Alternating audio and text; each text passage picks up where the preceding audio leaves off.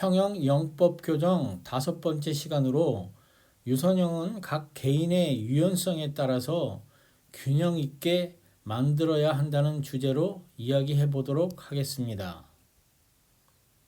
평형에 있어 유선형의 중요함은 아무리 강조해도 지나침이 없습니다.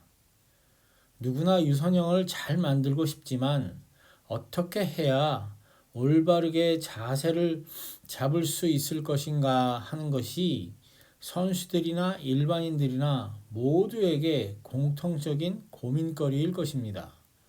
더구나 각 개인의 유연성이 일관성 있게 모든 부위, 즉 어깨, 허리, 골반, 무릎, 발목 등등의 모든 부위에 유연성이 있다거나 전부 없는 것이 아니고 어느 특정 부위는 좋지만 어떤 부위는 유연성이 좋지 못한 경우가 대부분입니다.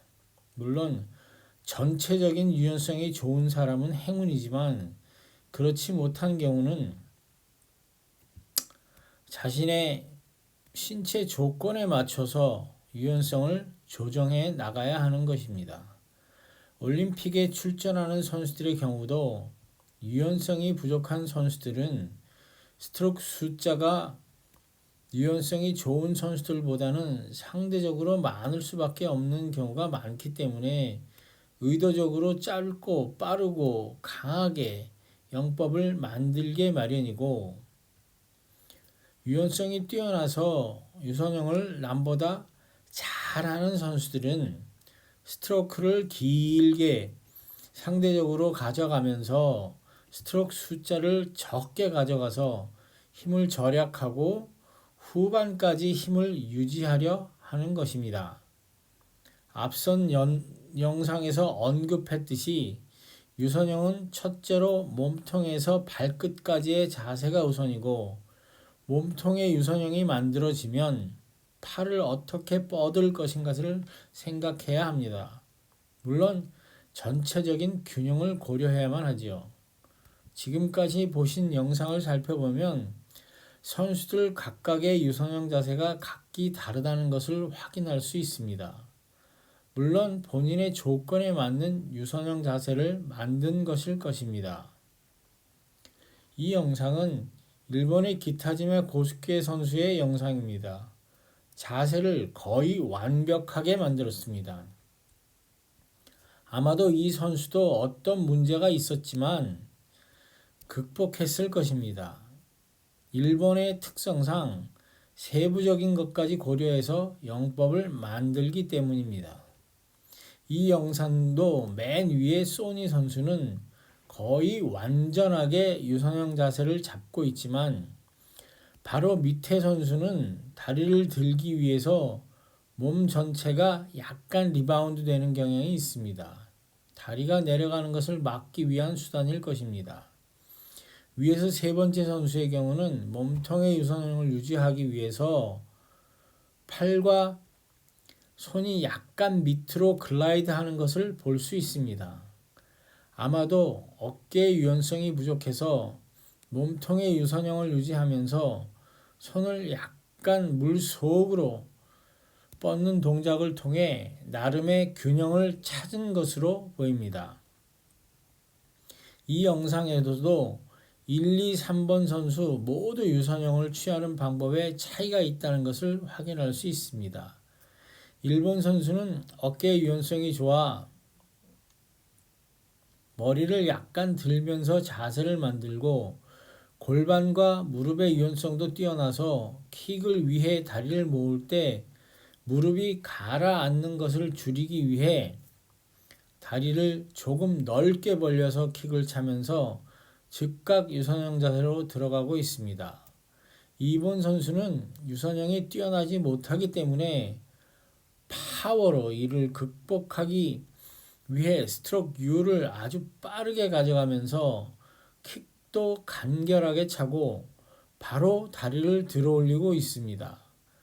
3번 선수의 경우는 유선형이 나름 좋다고 생각되어 자신의 신체를 최대한 늘리면서 유선형을 가져가기 위해 머리를 숙이면서 양팔을 귀 뒤쪽으로 쥐어 짜다가 유선형을 만드는 것입니다.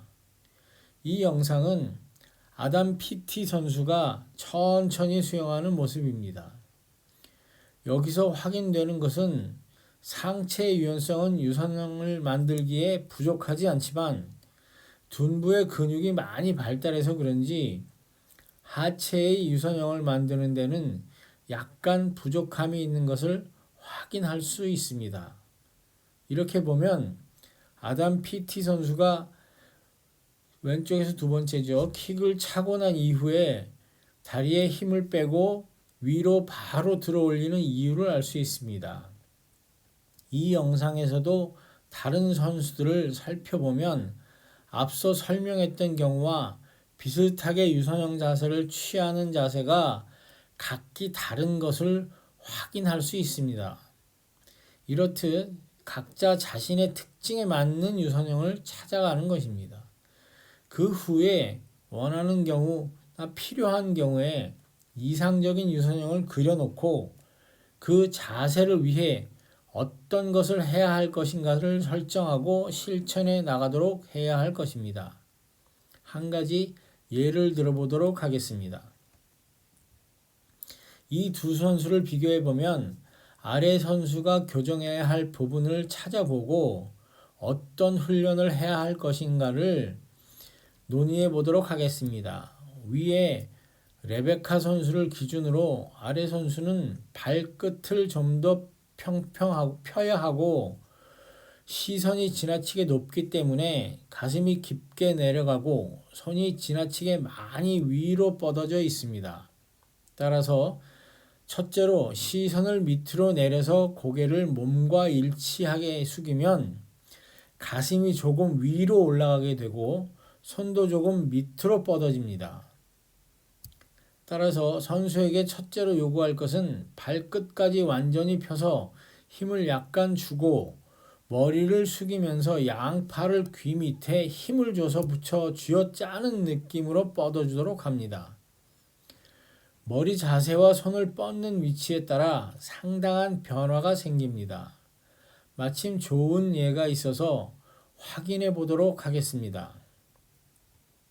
이 순간적인 사진만 보면 두 선수의 자세가 거의 같아 보입니다. 하지만 자세히 보면 무릎의 깊이가 다르고 시선이 다릅니다. 그리고 이 자세에 이르기까지는 동작이 다르고 결과적으로 이 다음 동작도 전혀 다른 결과를 가져오게 되는 것입니다. 바로 이렇게 결과가 달라지는 것입니다. 아래 선수는 지나치게 위아래 움직임이 크다는 단점이 있습니다. 따라서 첫 번째로 상하 움직임을 줄이는 연습을 해야 할 것입니다. 한 가지 아래 선수와 같이 어깨의 유연성이 지나치게 좋은 경우도 반드시 좋은 것만은 아닙니다. 근육이 지나치게 늘어나서 사실상 부상의 위험이 높아지는 것입니다. 무엇이든 지나치거나 모자람이 없는 것이 좋은 방법입니다. 이렇게 머리를 들고 평형을 하도록 하면 손이 위로 뻗어지는 것을 방지할 수 있고 몸이 상하 운동이 커지는 것을 방지할 수 있습니다. 따라서 앞 영상의 선수에게 머리를 들고 하는 연습을 여러 가지 하게 되면 유선형을 수정하는 데 도움이 될 것입니다. 풀 훈련도 머리를 들고 하도록 하면 그 또한 팔로 물을 누르면서 수영할 수밖에 없기 때문에 팔을 뻗을 때 밑으로 뻗게 되는 결과를 얻을 수 있을 것입니다. 물론 경우가 다른 선수들은 그 경우에 맞도록 훈련을 해야만 할 것입니다. 감사합니다. 오늘은 여기까지 하겠습니다.